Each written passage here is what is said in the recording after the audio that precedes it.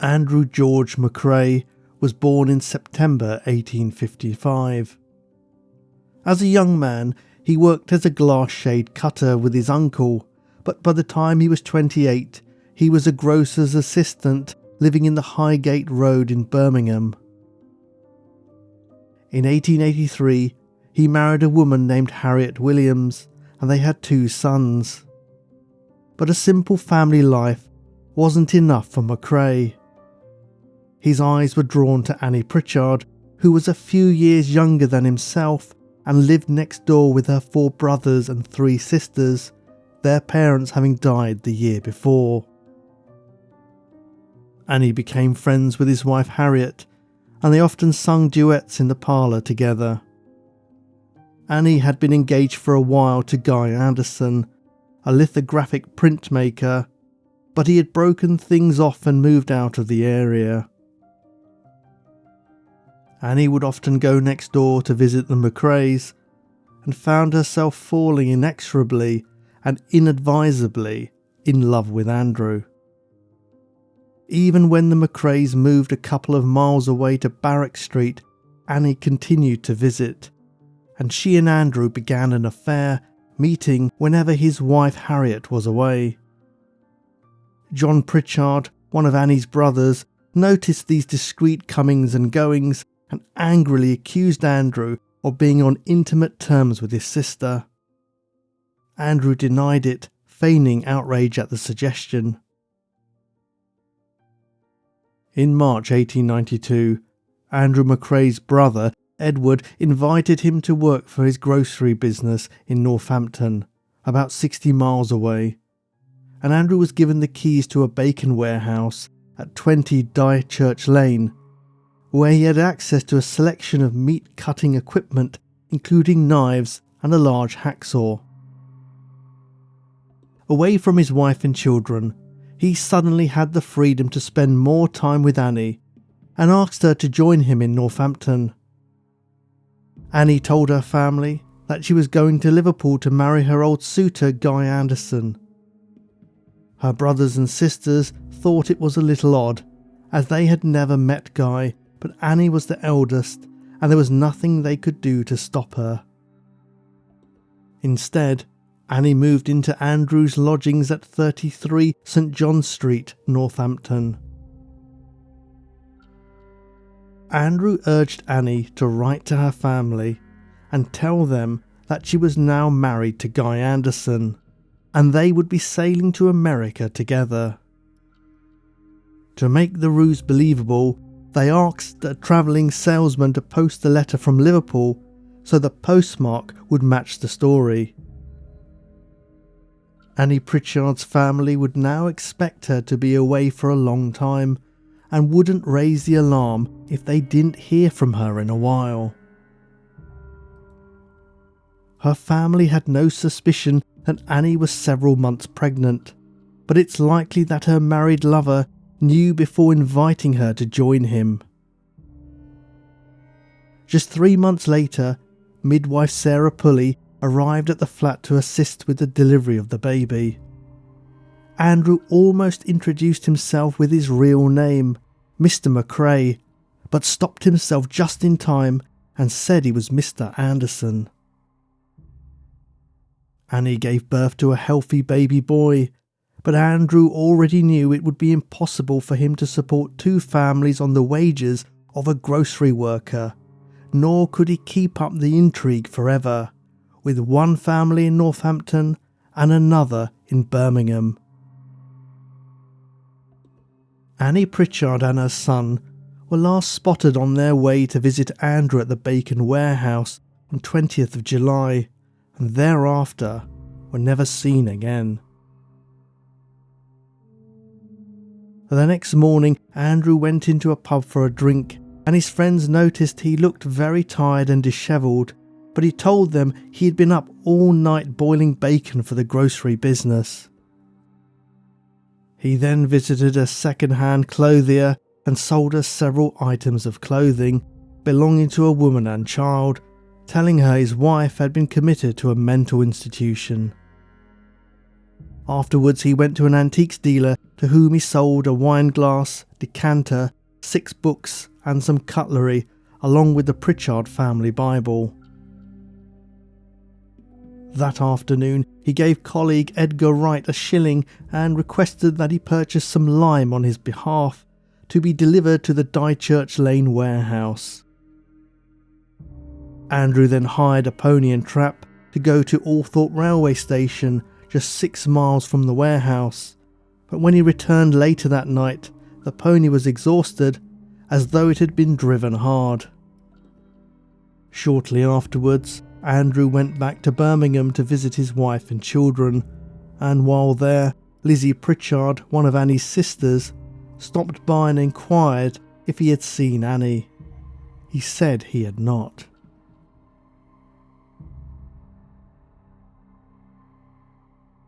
At the start of August, the weather was hot, and passers-by noticed a horrible smell emanating from the left-hand side of the road from Northampton to Rugby, in the village of East Haddon, about 500 yards from Althorpe railway station.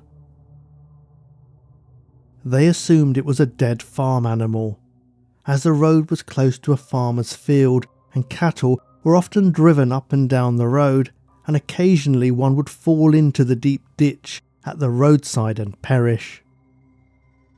As the temperatures soared, so too did the smell, as the month quickly became the hottest on record. On Saturday, 6th of August 1892, a labourer named Charles Hadley decided to investigate further and found a Hessian sack inside the ditch. He poked it with a stick and it split open, revealing a white mass of skin in advanced decomposition surrounded by maggots.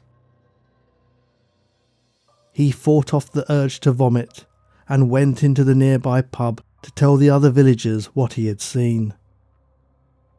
Others came to view the contents of the sack, and a man named John Chapman volunteered to climb down into the ditch to take a closer look. As he opened the sack further, a rotting pair of human legs flopped out of the wrapping. It was the body of a partially clothed female wearing a blood-stained dress. The police were called, and they found to their horror that the woman's arms and head were missing. The sack contained a large quantity of lime, along with a clue. Printed inside the sack were the words, E. McRae, Northampton. Constables searched the nearby countryside, but could not find the woman's arms and head.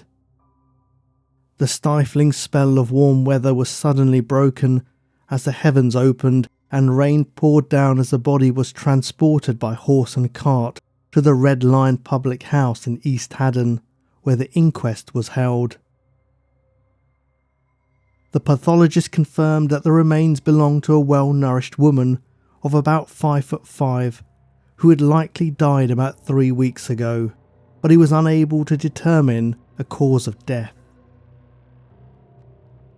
It didn't take long for the police to trace Edward McRae, thanks to his name in the sacking, but he denied any knowledge of the deceased woman and told them he had recently sold some sacking to a tramp.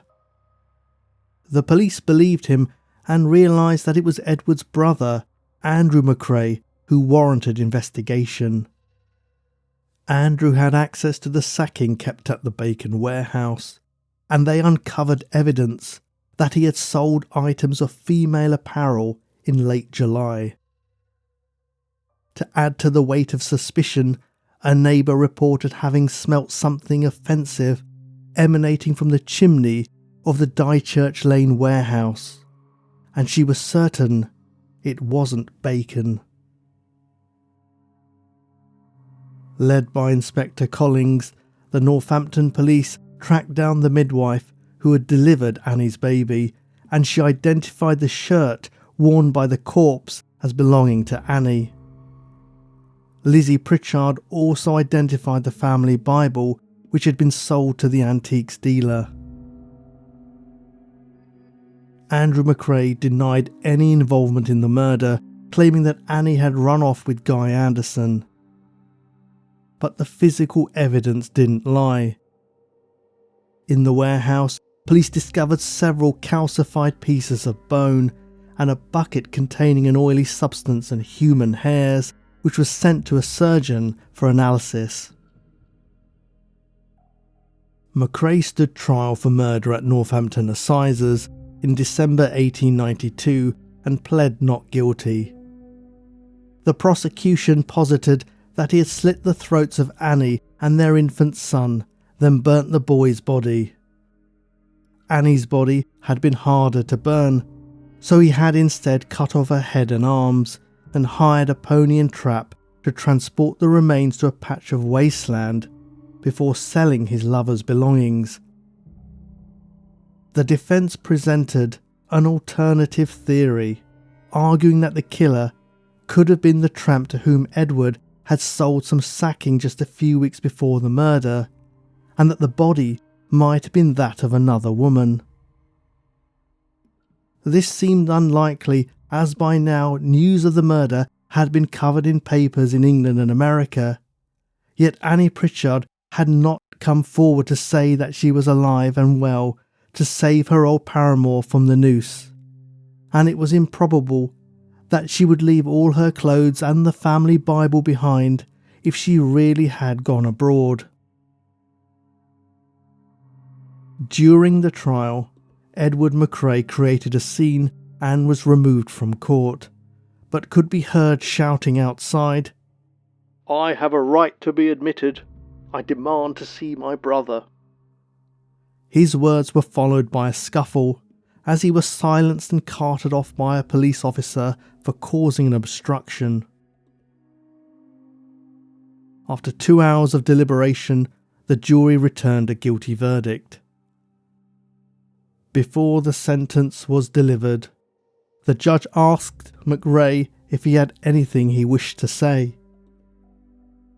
The prisoner looked calm and collected as he addressed the jury, saying, "Gentlemen, you have each this day, each and every one of you, become what you make me, a murderer.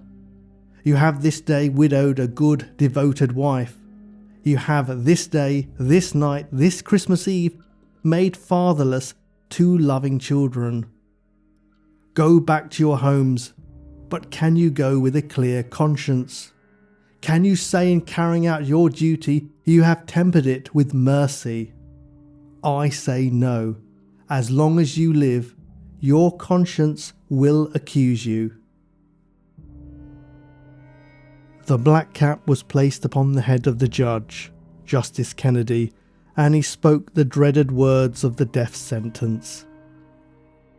After he pronounced solemnly, "May the Lord have mercy on your soul," several spectators murmured, "Amen, Amen." While he waited in the condemned cell for the end to come, Andrew McRae wrote letters to his family declaring that he was being punished for a crime he didn't commit. He was reported to have said to a prison warder, "I would like to have lived another 12 months, and in that time Annie Pritchard would have turned up." No charge was ever made for the murder of his month-old son, perhaps because the body was never found. Andrew McRae was hanged at Northampton Prison on Tuesday 10th of January 1893 at the age of 37, protesting his innocence all the way to the scaffold. When the traditional black flag was hoisted to announce that the execution had been carried out, a loud cheer rose up from the hundreds of people waiting outside. Inspector Collings kept the killer's tobacco pipe as a memento of the case, and his great-grandson would later donate it to the Northampton Museum. The Bacon warehouse no longer exists today. The vicar of St Mary's Church refused to have Annie Pritchard's remains buried in the churchyard because it was incomplete, her head and arms having never been found. Instead, she was interred in a quiet corner of East Haddon churchyard. 100 local mourners attended the service, and money for a headstone was raised by public subscription. The back wall of the Wig and Pen pub, known as the Black Lion at the time of the murders, shared the back wall with the Dychurch Lane Bacon warehouse, and even decades later, people said at the back of the bar, when all was quiet, the eerie echoes of a baby crying could be heard. Did Andrew McRae really believe in his own innocence? Or was he simply trying desperately to convince others, in the hope that he would receive a last-minute pardon? The evidence was solid: his purchase of lime, the sale of Annie's possessions, and the discovery of a body that resembled Annie in every respect but for the missing parts. Or was there some faint chance that Annie really had absconded with her son after being abandoned by her lover and decided to keep quiet to make him pay the price? The jury felt there was no reasonable doubt, and the only question that remains is how much his brother Edward knew about his activities, and how Harriet McRae and their 2 children felt about the tragedy, left behind to wonder. Please subscribe, give me a thumbs up, or leave me a comment or review. For news about my books and free true crime blog posts, check out my website www.prashganadran.com. Thanks for your support, and I'll see you again soon.